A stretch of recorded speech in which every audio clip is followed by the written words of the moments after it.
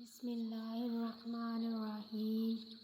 صحیح بخاری حدیث نمبر 6۔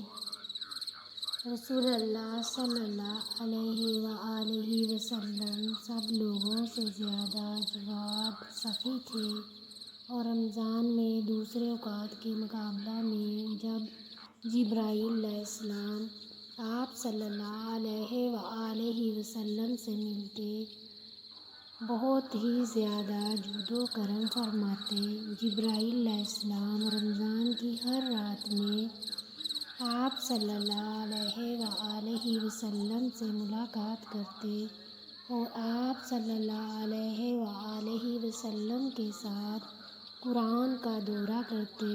غرض حضرت صلی اللہ علیہ وآلہ وسلم لوگوں کو بھلائی پہنچانے میں بارش لانے والی ہوا سے بھی زیادہ جود و کرم فرمایا کرتے تھے۔